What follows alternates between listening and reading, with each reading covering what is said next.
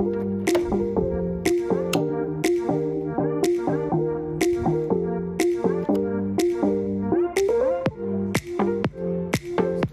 listening to District Download, a Louisville Metro Council podcast. Metro Louisville is made up of 26 districts. This podcast gives you a chance to connect with your council member and learn about what's going down in your district.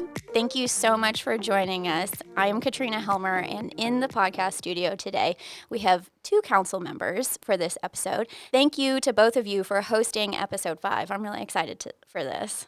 Yeah, I'm very excited to be here. So if you didn't recognize that voice right away, we have Councilman Anthony Piagentini and Councilman Piagentini Arthur here. Peace. All right, so let's get started really quick by just explaining who you guys are in your districts.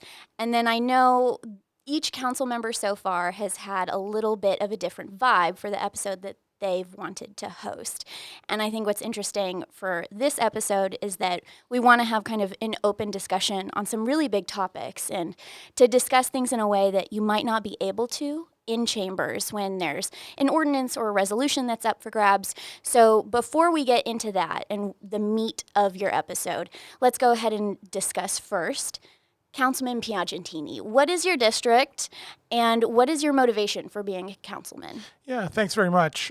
So let me start with the motivation and then I'll talk more about, what's really important in District 19. So, my desire to be on council really comes back to the word service. So part of my personal background is I was a Marine. I had a fine day job and all that stuff. And then 9/11 happened. And for those that don't know, I grew up in the East Coast. I grew up in New Jersey. And, for those that are in that tri-state area, sort of New York, New Jersey area, 9/11, I was in a meeting where the CFO of my company made us all stand up and share our cell phones. This is 2001. Not everybody carried a cell phone like they do today. And share our cell phones with the people around us who may have had people that were working in the buildings, right? That's how local it was. And I did have a cousin who was literally in a building right next door to the trade towers, watched the plane fly by and so after all that happened, I felt compelled to do something, right? Okay, our country's under attack.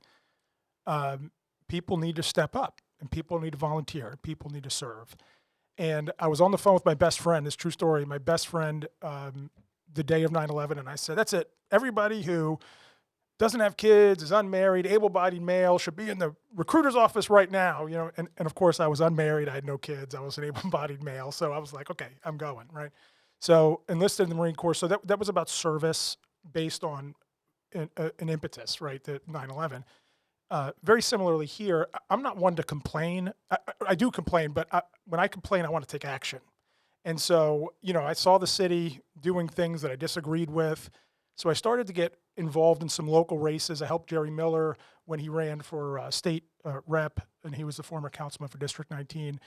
And then Julie Denton one day was like, I'm not sure if I'm going to run for re-election. And I'm like, well, if there was ever a time for me to put my money where my mouth is, and, get into the fray on things that I don't see are working well, this was it. So yeah, that was really it.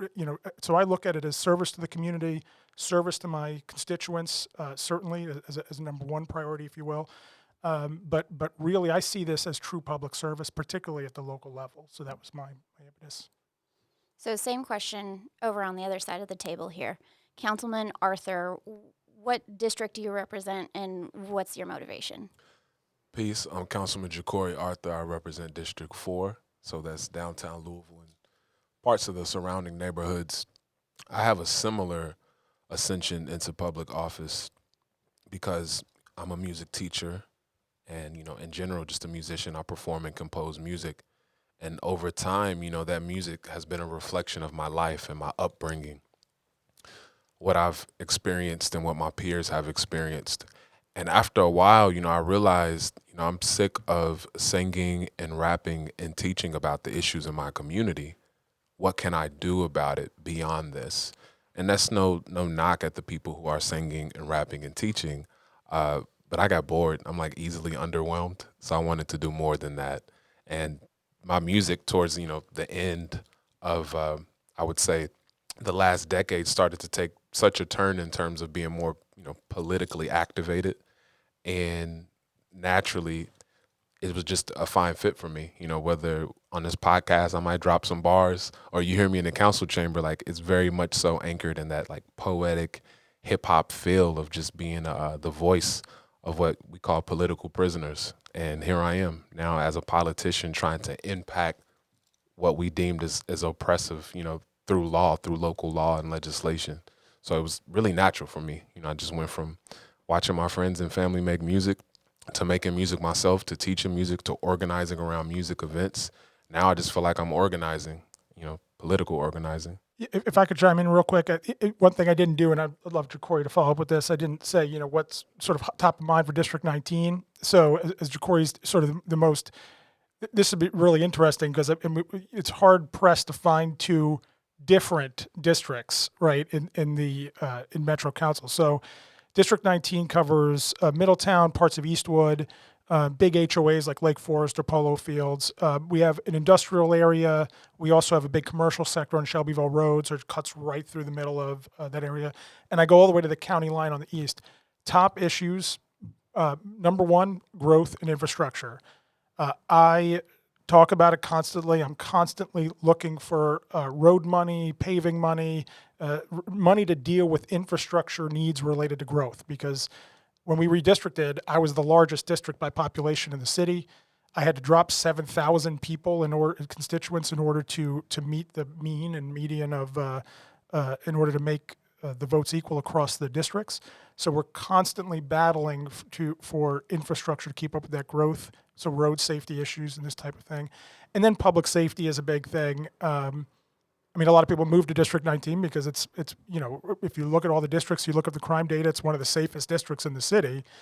But, look, bluntly, a lot of people in District 19, they work all over the city. They are entertained, if you will. They go to downtown, they go to shows, so public safety is a very high priority for people in District 19, but not just for the district, for really the whole city. So those are the two main topics, but Jacory for District 4. It's funny because I used to work in District 19 at Hyde Elementary in Middletown, and now he works in my district. That's right. That's right. We all do. So I would say, in general, like the opposite end of that spectrum, District 4, I call the heart of Louisville. It's the most inner city council district. It's the central business district. It's downtown, parts of the surrounding neighborhoods. And since redistricting, we've stretched out a bit. So it's not just mostly edge neighborhoods of downtown, but now we skip over some neighborhoods, and we've added on the Clifton Heights area. We've added on parts of Parkland, where I'm from. We've added on, I would say, parts of the district that are vastly different from what it was originally, which it was very much so anchored in downtown. But with the new boundaries and like a new political mindset, I think that I have flipped what some of the priorities may have seemed in the past. I always tell people I got three different types of constituents who are thriving. And, you could probably guess who those folks are. They probably own a hotel downtown. I got constituents who are striving. They're just in the middle. They're doing what they got to do to get day to day. And then I got constituents who are barely surviving. Large concentration of constituents who are unhoused, which I'm proud to say I've been advocating and fighting for, and we've secured some dollars to address that issue. But I prioritize them in the opposite order that I just listed them. Folks who are barely surviving, folks who are striving.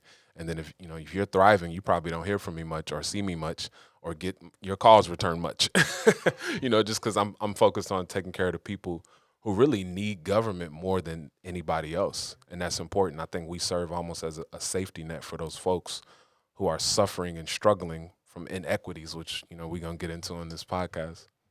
Well, that's a perfect transition. And you guys both kind of emphasize the point. We're talking from one end of the county down to the core of the county right now. We have a Republican and a Democrat in-house, and I think this is a great opportunity to talk openly about some big issues. And that's what you guys brought forward when you said you wanted to do this episode. So I'm going to hand it over to you guys. What is the big topic of the day, and what are you going to discuss? So for those that don't know, Jacory is, which was new this year, every year when we form a new council, David James appoints the president of Metro Council, who we voted for David James, appoints the chair and vice chair of each committee. So this year, Jacory is the chair of the Equity and Inclusion Committee. I'm the vice chair. I was vice chair last year. I'm vice chair again, which I'm excited to be a part of, continue to be a part of. So we're going to dive into some of those issues. And do you mind if I start with the first question? Let's get it. All right. So mine, starting out, is about as high level philosophical as I get, and I'm going to answer it too. But I'll start with you, and that is, what is your definition of equity? And so sort of philosophically, what does that mean to you? I mean, we could whip out the dictionary, but that's people don't always go by the dictionary definition. So what are you trying to achieve, and what do you see as the definition of equity? So I think Metro United Way, or United Way nationally, looks at equity and equality as really different states. Equality, is, I would almost say, it's the end product. That's what we want. That's what we aspire to have. Equity is the process to get to that end product. It's treatment along the way, which in a lot of cases, and that's what we'll debate in committee and we'll debate on the council floor, just in general across the community. In a lot of cases, equity is such a gray area. It's easy to say, okay, this is equal. Everyone gets the same. But that doesn't tell the full story, and it frames it in a way that assumes that everyone starts out the same. An analogy that I relate to most is in the classroom. When I'm working with a group of students, I can't assume that they all have the exact same experiences and understanding of the concepts that I'm teaching. I also think it wouldn't make sense for me as a teacher to give them all the same amount of time and attention. I have to focus on the students who might need me more than the others. So that's the way that I approach teaching. And as I just pointed out, in terms of, striving and surviving and thriving, that's the way that I approach legislating as well. Equity is about you give people what they need, and equality is you just give everyone the same. But the hope is that you use equity to get to equality. I'll give you one more analogy, and I hate it, but I also love it at the same time. Have you seen the meme with the boxes and the people? Okay. Yeah. So I love that because it's like a really nice visual way to have an understanding. But I'll tell you why I hate it. You got 3 people watching a baseball game, and one is super tall. He can see over the fence. He can see the game just fine. You got a person who's like mid-height. They can barely see over it. Maybe if they stand on the tiptoes, they can. Then you got a person who's so short they can't see over the fence. Equality, you give them all one box each. The person who's tall and can already see, now they can see even more of the game. The person in the middle, they can see, but they can still barely see, and then the short person still can't see at all. Equity is giving them different amounts of boxes so that they can all see the game equally. And then I've seen an addition to that series where you take away the fence totally, and that's called justice. My issue with that meme is I come from a people, I'm a descendant of slavery. We used to be the boxes, and you don't account for the fact that when we talk about equity and equality, it's hard to even put into words, like the fact that, we don't have equal opportunities. Some people used to exist as the opportunity for other people. Like, you were owned, whether you were, a box, you were a tool on somebody's plantation, you were a chicken, a cow, you were property. And I don't think we understand how that really changed the fabric of America, and it still impacts us today. But when I think about equity and equality, that's really what I think about. I think about process versus product. Yeah. So I agree, and probably the philosophical difference, though, this is where we disagree, or maybe we don't disagree, but maybe it's the to degree which this plays into it, and that is personal responsibility. So I had this debate. We were debating, I think, rental assistance this past year, right? And, the question is, what percentage because I don't believe, let me back up even further, I don't believe that there is such thing as all the numbers will look equal at the end of the day. 150 years ago, or 150 years forward, let's go as far forward as possible. And we've broken down all barriers, right? Let's eliminate racism, right? So all of that is done, and any inequitable policies or things like this have been, and the procedures to support that have all been implemented. At the end of the day, if our goal is to say that amongst groups of people that we expect to see the proportionate outcome because of the just straight raw numbers. Like, in other words, we're going to say, hey, this group of people, whether it's defined by race or gender or what socioeconomic background or whatever, since they represent this population of the in total, that we should expect them to have X amount of wealth, the same percentage, or X amount of income, or represent the same amount of teachers, or pick a profession and this type of thing. I think that's wrong, right? For example, there is, because there is a factor which is personal responsibility. Your drive, you are a perfect example, right? You went and took action, right, for what you saw was a problem, right? Many people won't. Not many, some, right? Some people won't. And if they won't take action for themselves, then they shouldn't receive a benefit for not taking action. Now, there's all kinds of caveats to this, right? People that can't do for themselves. To your point, we have to acknowledge, and I think we've done a really good job of this, and we need to do more, about the history of inequity, particularly locally, right? We could talk national the live long day, but Louisville's got plenty of that history all by itself. And to ensure that we're instituting policies that eliminate that, break that down, be honest about it, how do we move forward, right? So that, I think we would be total partners in. Where, for me, it's defining where is that line of personal responsibility. For example, I'll pick on Indian Americans, right? I'm talking like India immigrated Americans. They crush, right? If we just take white America, which white America, by the way, I always have a problem with because as I do black Americans, because the category is so flippin' large and so non-nuanced that I sort of like, because as an Italian immigrant, a second generation American of Italian immigrants, my experience is so night and day different from a Caucasian person that grew up in Appalachia that's been here for, 5-6 generations, right? Our experience is less than my wife's, who was a Caribbean immigrant, right?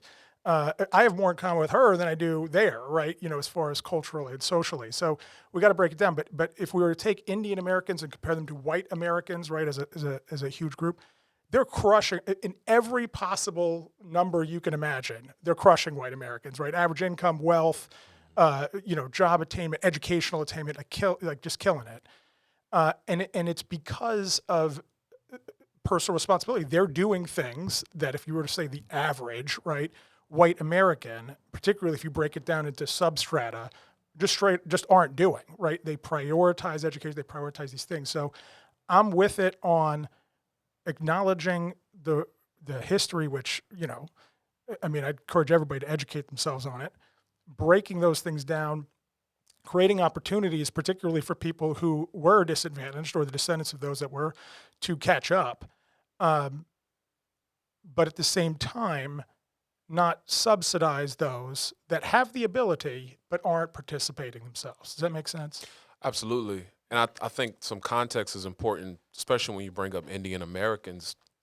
We don't realize, and I don't know, I'm no expert whatsoever on anything going on politically in India, but I am aware of the caste system that exists, overseas. Just like you can argue we have similar systems here in America, but those caste systems, really perpetuate inequities when folks get here, because then you have what you just pointed out, Indian Americans on average have more wealth and otherwise compared to anyone, white Americans included. I would say those on the top, those that have more wealth, those that have more educational attainment, those that have more in general, they are at the top of that caste system back home. And I think Jesse Jackson said it best when he compared, immigrants of color, which I hate that phrase. That's even more of a vague umbrella term that we need to throw away and get rid of. But, when people talked about them moving up or coming here and being of a certain status compared to a black American, a native black American in this country who descends from slavery, he was very clear in saying, well, you came here on a scholarship. I came here on a slave ship.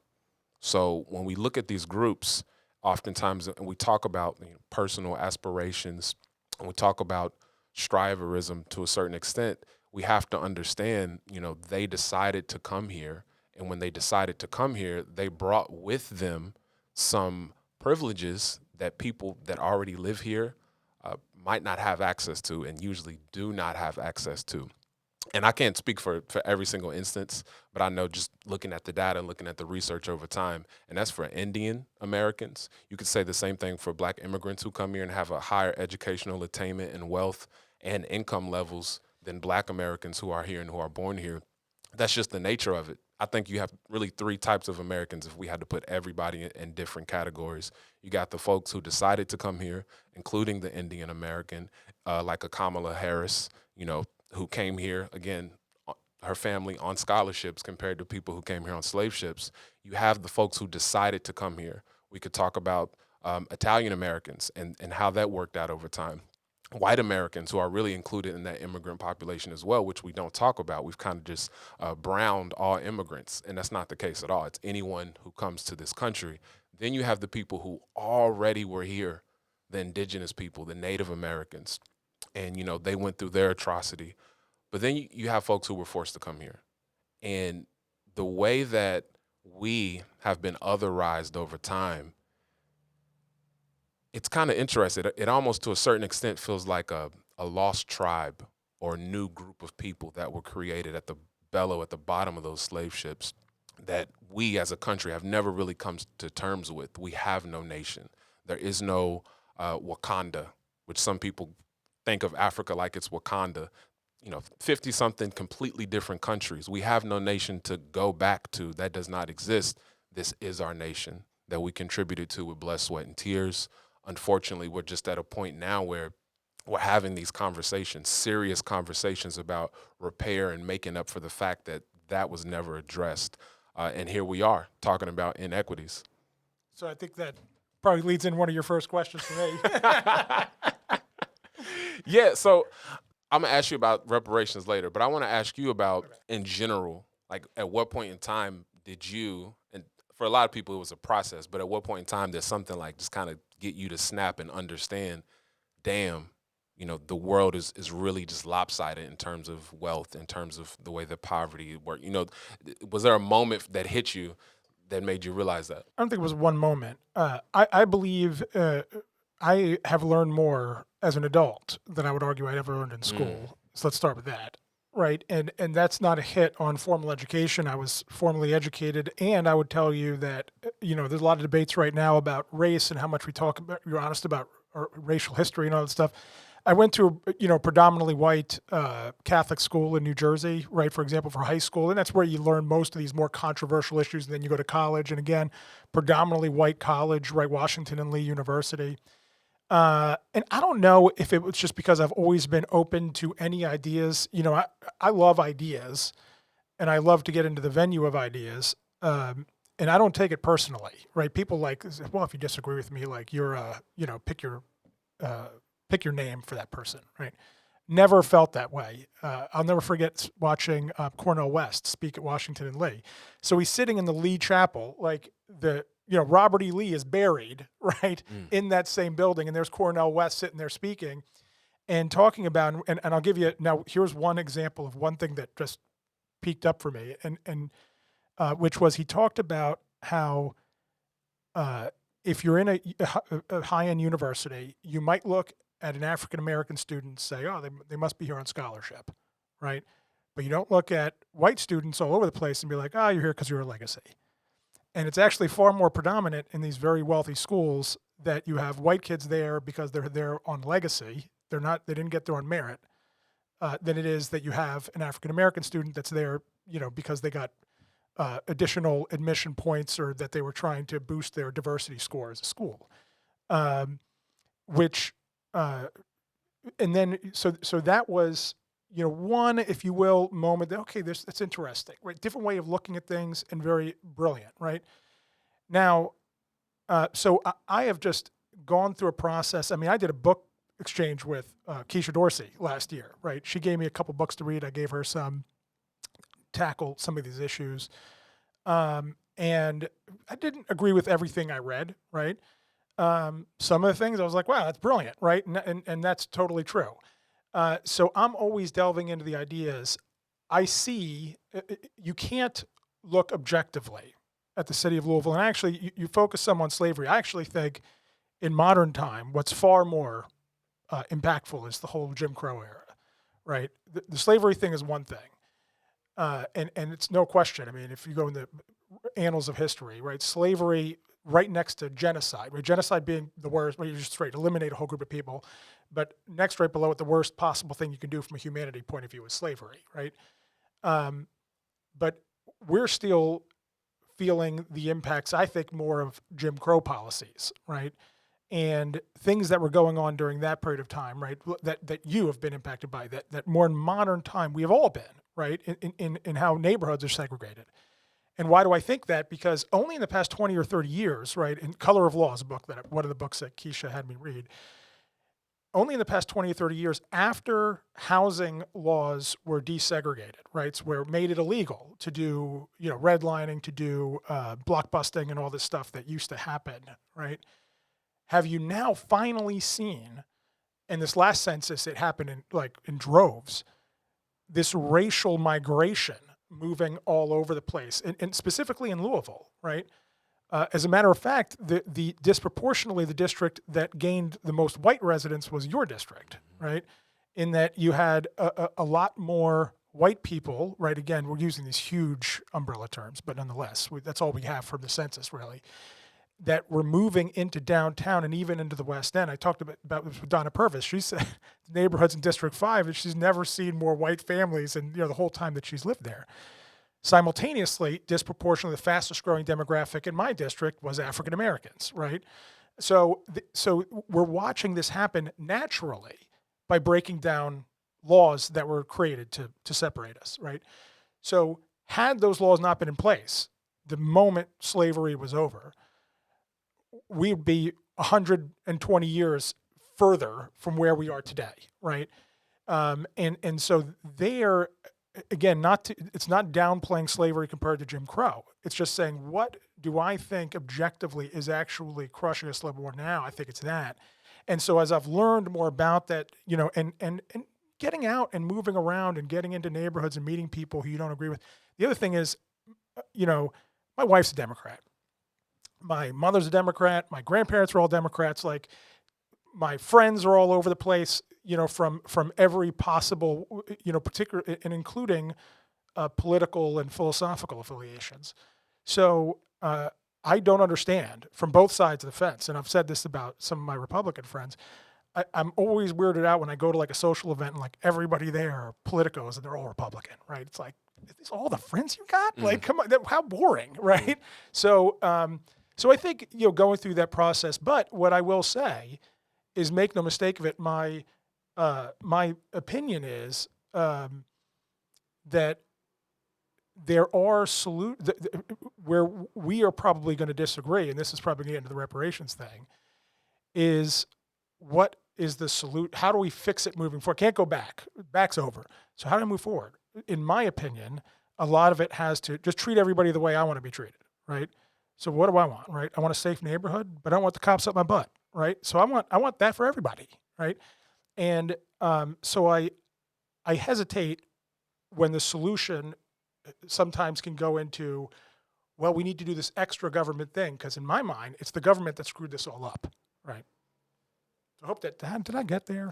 You did, and I want to go back for a minute, because earlier you talked about personal responsibility, and as you mentioned slavery, and you talk about segregation. I want to just motivate anybody listening to this. Dr. King talked about being intensive political activists. So when it comes to personal responsibility, you got to realize slavery wasn't abolished because some white guy in a suit decided, I'm going to abolish slavery. Segregation wasn't abolished because some random, white guy in a suit decided, I'm going to abolish segregation. It took being what King called political activists, intensive political activists. It took some personal responsibility of people who were in chains, enslaved, of people who were Jim Crow Jr.'d out of society. If they can do it, you can do it. So I say that in terms of like getting engaged in the political process. It's so important, because I asked you that question about, your process or your coming to understanding. And, I feel like yours was more of a spectrum, but it happened over time. I asked somebody else, they might say when Breonna Taylor got killed. And I hear that so often. And I think people don't understand the power of time and the power of years. If you didn't come into political consciousness until Breonna Taylor got killed. At this point, 2022, you're a toddler politically.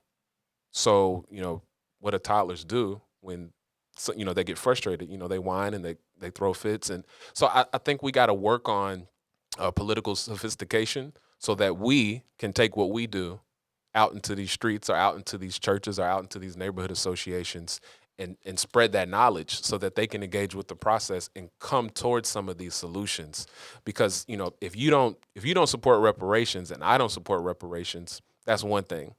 But if I got an army of 10 million people behind me, you know what I mean? That is a whole different level of support. And that's what's really important for us to contextualize as we talk about some of these eras where things were abolished. I will say there is nobody on council that has called out constituents of Louisville for not getting engaged and for being ignorant of the process than you have, right? So, because I will say we've talked about this personally. Most people don't know. I mean, we talk all the time. I mean, I talk to you just as much as I talk to just about anybody else on council. And I think you said it. I was the first councilman you actually met with after you were elected, right? So I mean, because I reached out, wanted to welcome you. We met in my office. We talked. And I have been blown away because you're exactly right. We've talked about even like how do we educate the public, because I spend so much time educating people on how this process actually works. Because for you, it might be reparations or social justice or whatever that your constituents are getting on you for. Mine, I talked about public safety, right? And they'll say to me, "What are you doing about? Why aren't the police over here doing X, Y, and Z?" And I'm like, "I'm a legislator, right? I can set policy, I can set the budget, I can do this. I can't. If I call my major and say, 'Major, go do that,' right? He's like, 'No, I report to the mayor,' right? So just educating people in that process so that, to your point, they're getting their voice heard in the right way, right? Because I will say, whether I agree with somebody or don't, it is incredibly important that everybody's voice is heard. I'm not one that, look, I want to suppress, anybody that wants to suppress somebody's voice because disagree with them, they will find no greater enemy than me. Because government should reflect the people. And so, which I would argue is one of the problems that I have and that we all have. So many of my constituents, they don't engage because of just time, right? They just, they're raising their kids, they're going to work, they don't have the time to sit here and call my office and advocate for that. And then the next thing you know, you get to election time and you find out that you've been doing all the wrong things, right? I sent out a survey, right, asking people, some people filled it out, but compared to my whole constituency, not even close to a representative sample, right? And so to your point, like I tell people, I get it, you're busy, you're raising your kids, you're all that stuff.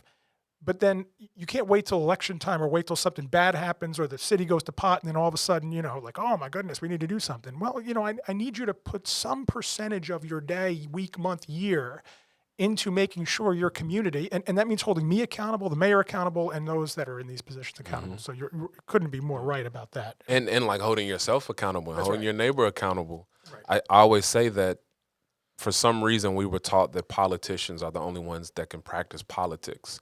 And that would be like, a mathematician being the only person who does math, a musician being the only person who makes music, a cosmetician being the only person who can apply makeup. That's not the case at all. And I know we get paid for it, but your dentist gets paid too. And I bet you brush your teeth every day, hopefully twice.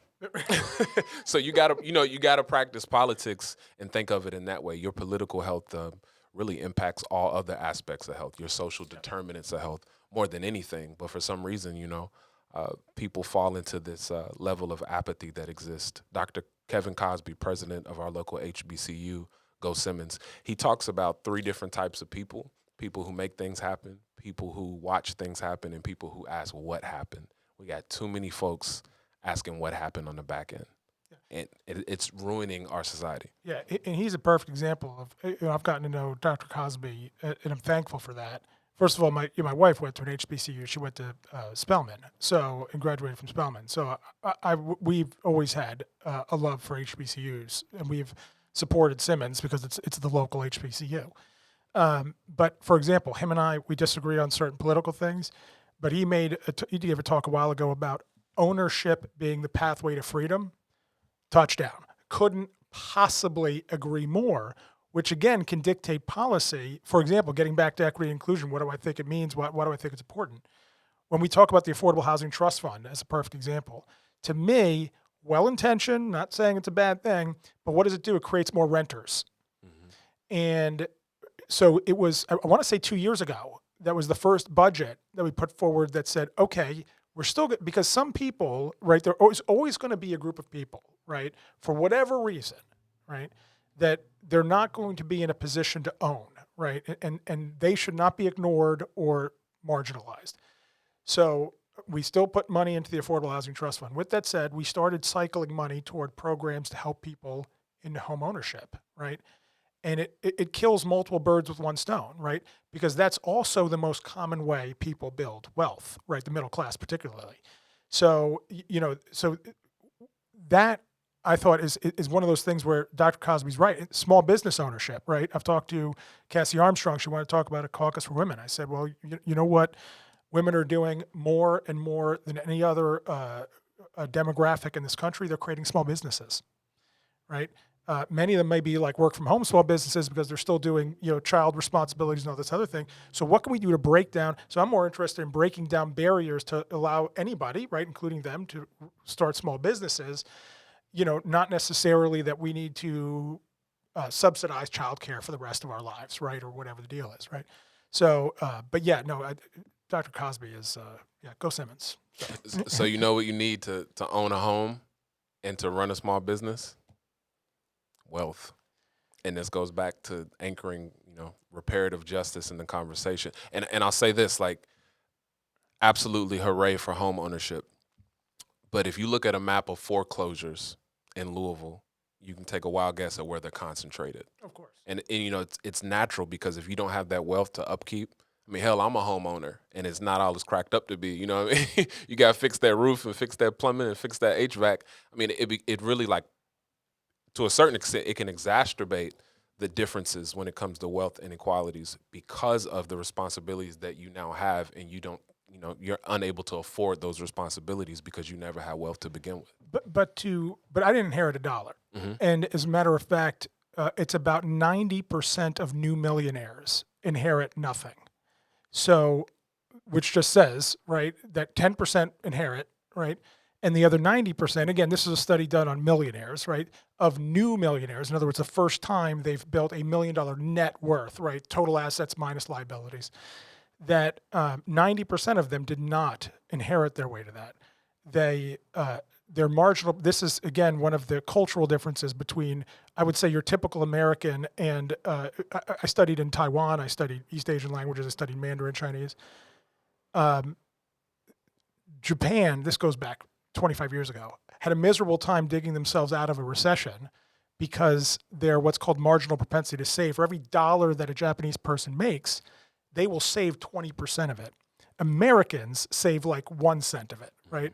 So we just have a super consumeristic culture, and I'm just talking generic American. I don't care gender, race. That's just Americans. And so I agree, but not all of these, and it's the vast majority of people that have built wealth did it in their own lifetime by themselves.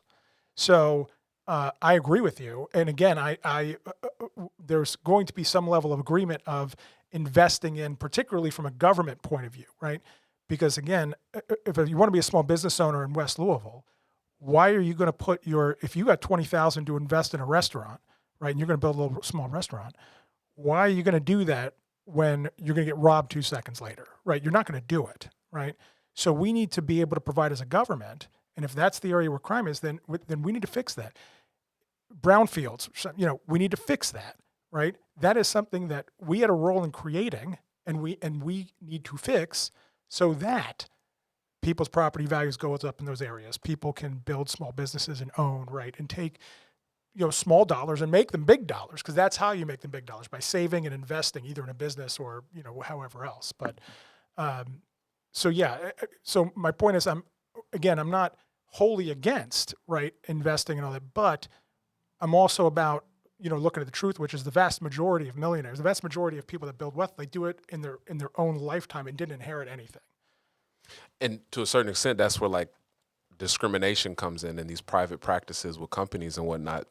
I was looking at a study not too long ago about unemployment in the pandemic, which I guess people are calling the Great Resignation.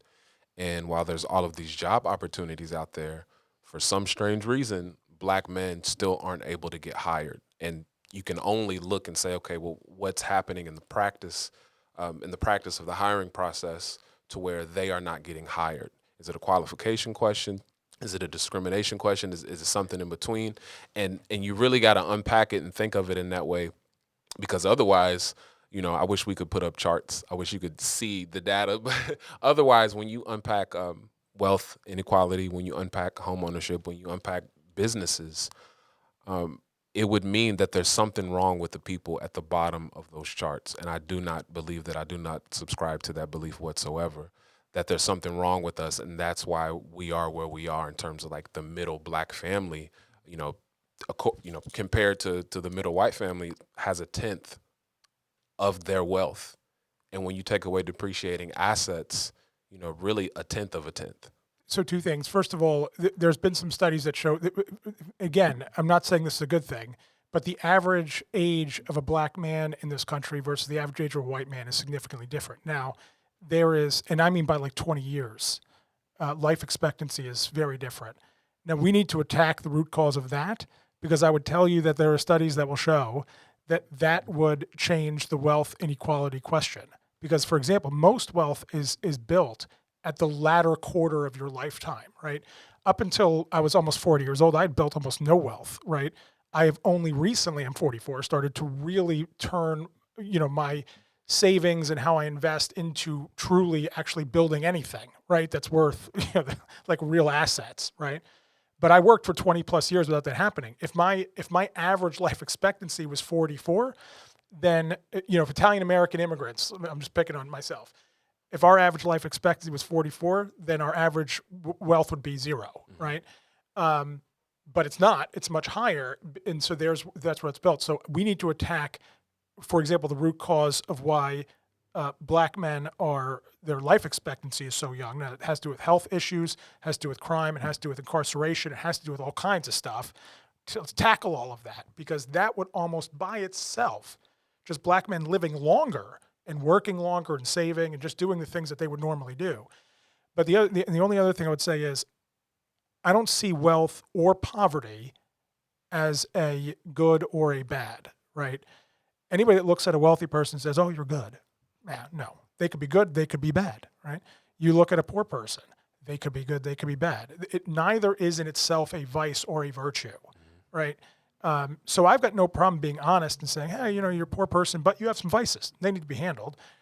Or somebody that they don't have vices, they are a victim of certain, saying, okay, we need to fix those circumstances, right? Same thing with the rich person. There's plenty of, the whole, who's it, Jeffrey Epstein and that whole case, and that woman, super wealthy people that are some of the most disgusting human beings that you could possibly imagine, right? And so to me, it's just being honest about what are the circumstances, and then addressing those things that are getting in the way, right? That we can agree on that. Again, I don't care who you are, that's wrong, right? And we need to fix that. I know we got to go. I'm going to put you in the hot seat. Are we going to tackle, are we going to hit reparations real quick? A little farther. We're at 40. I'm going to put you in the hot seat. So, and before we get to reparations in the sense that we've been talking about it, I want to time travel real quick. So internment camps in the 80s, all right, Japanese Americans, they received repair, they received compensation for that injustice. If you were in Congress, would you have voted for that? I hate these hypotheticals because what I will say is, if where we agree is that the original, it was an executive order. What was it? No, it was a field order, right? The original reparations, the 40 acres and more, that was a field order, wasn't it? Right? I'm not wrong historically. Right. General Sherman. Right. General Sherman, by the way, there's a professor over at Kentucky State that I communicate with frequently, and he will cite General Sherman as his hero, right? So he talks about him and because he executed some of these orders and was trying to, if you will, do the immediate repair for slavery. I assume I would have, right? just like I would have supported, again, I like to think so, but going back in time, like who the hell knows, right? Because people thought differently back then, and I don't want to consider myself special, right? Like I wouldn't have possibly ever been racist, if whatever. Who the hell knows, right? If I was born in that time frame, what I would have thought or believed or how I would have been educated, right? But philosophically, I don't disagree that, and we have a whole civil court system that's built on this premise, right? If I wrong you in some way that affected you financially, I have to make reparations, or I sue you and you pay me, right? Or I pay you. The question is not, did we screw this up, right? The question is, how do we move forward from here, right? And so that was what my issue with, that is what my modern day issue with reparations is. It is not that I don't agree that at the time it should have been done, or his field order should have been executed. And it was in some cases, then it was shut down. I mean, it was, because I actually know, I met a family who in Mississippi who did get 40 acres and a mule, if you will. They did get some land, and they were able to build on it and do some things. So anyway, so it was partially, and then it was stopped, and then there was the whole migration, and then again the history is crazy and super detailed. But I don't see the evidence that today, right, trying to do reparations because it was screwed up 150 years ago, is the solution that is the most likely to solve this problem. Because you know what it doesn't change?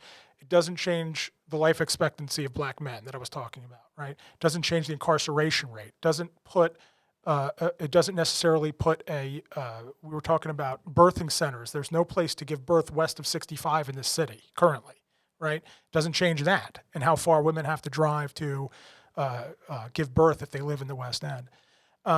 So it doesn't change the brownfields that are all over the West End. I would argue that there is more evidence that if we did all of that, it would have a more direct influence and a faster change, because just giving out money, which is what now the reparations movement is predicated on, right? It's not, we're not talking land, we're talking giving out money. If you look at the history of redistribution programs, and there's plenty of them to look at, the evidence that they have long-lasting impact is incredibly low, right?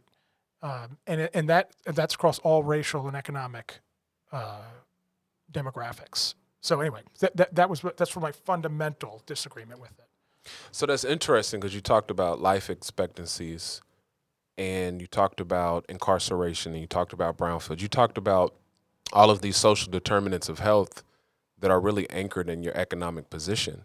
And if we don't supply people and infuse them with wealth, how will you ever impact any of those determinants if you don't have what you need to be in the United States of America, which is money to pay your bills and to put food on the table and to make sure you're not living a life of crime? All of that requires wealth. And if you're a wealthless group, there's no way in the world that you'll ever impact any of those issues. That's not necessarily true. There's been other, what I'll call sub-demographics, right? So again, it's why I hate black and white, but if you get into smaller demographic groups, there are some that have been very without means, and yet haven't had the same outcomes, right? Now, again, they haven't been subject either to Jim Crow and slavery and all of that, right?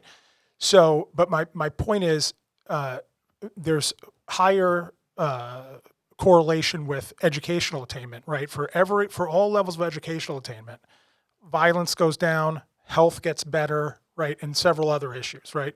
And that's predicated on focusing on then work, being able to provide more for yourself, your family, and all this stuff. But I haven't seen a study that just says somebody that's given $100,000, not making that number up, somebody that's given $100,000 has their health shifted. There is data that says that if we, this is why I love part of the reason I love HBCUs. I see them as the structural change, right? And the higher your educational attainment, the lower all these problems get, right? Just sort of naturally. So that's true with all kinds of stuff. It includes police, for example. Police officers that are more highly educated, for every level of educational attainment they go up before you hire them, they're less likely to have complaints related to unnecessary violence, right? So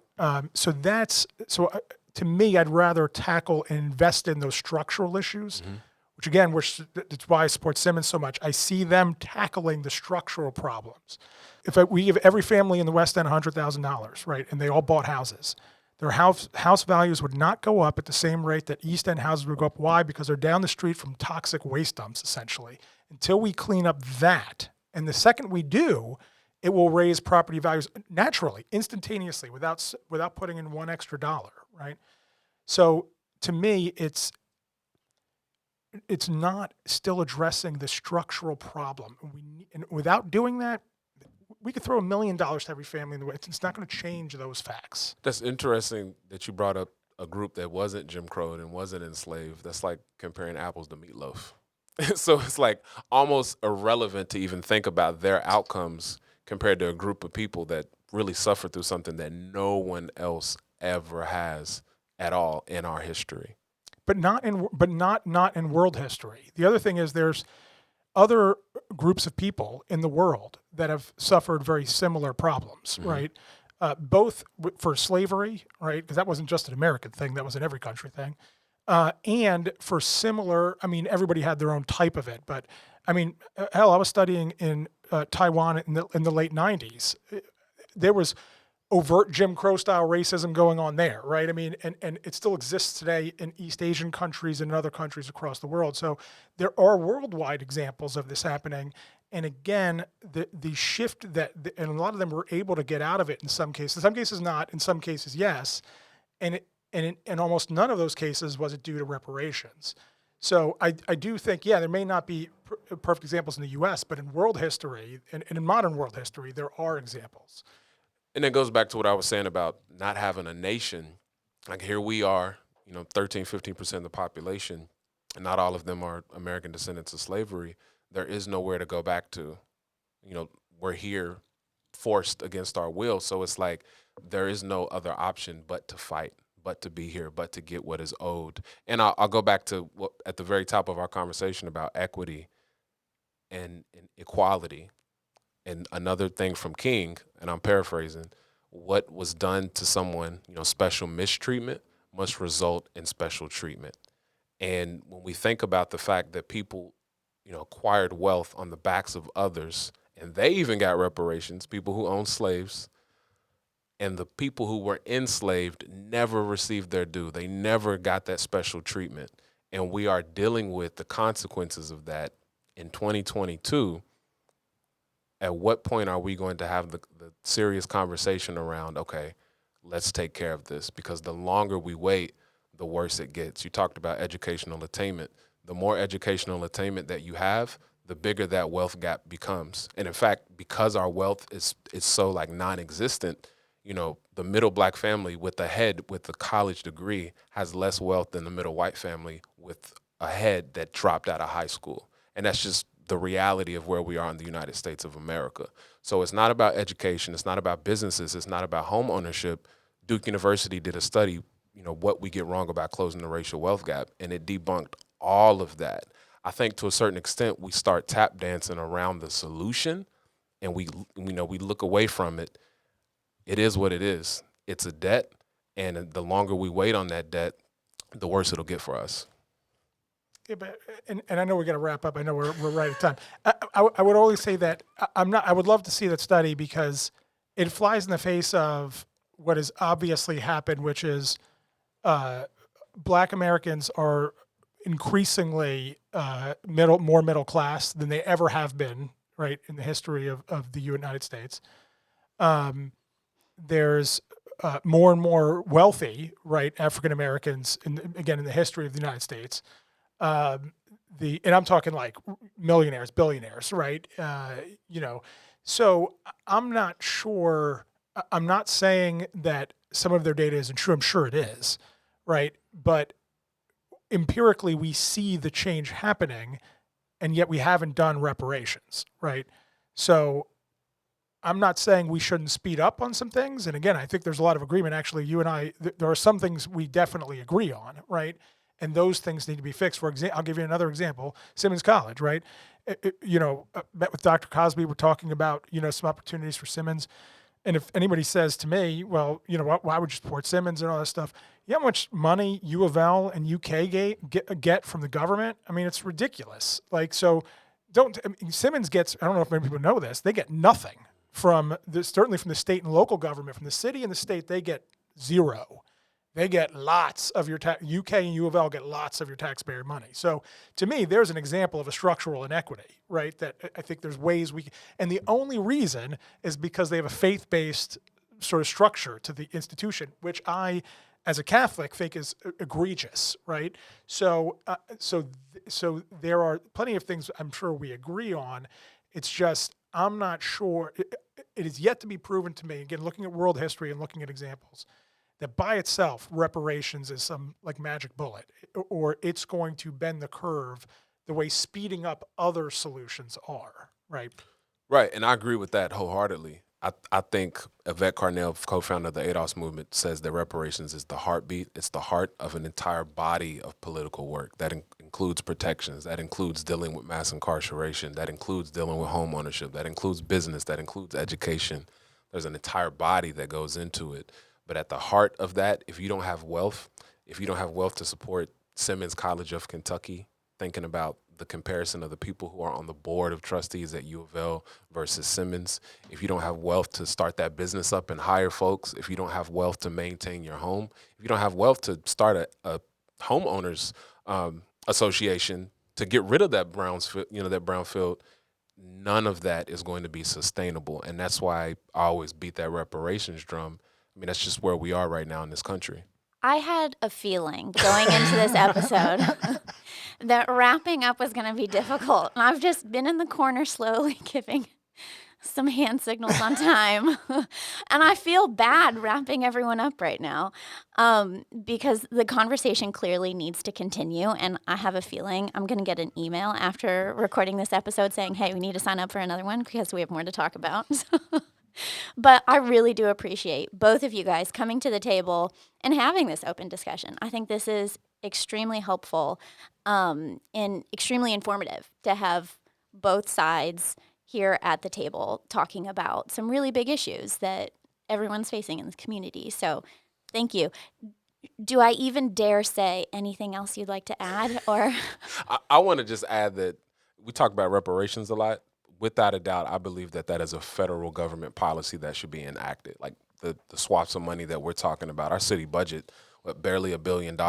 We can't even close our local housing gap. That's roughly $5 billion for families at the lowest level of income. So, we had that big conversation, but really zeroing in locally to what we can and cannot do to impact the racial wealth gap or to impact the affordable housing gap, to impact anything else.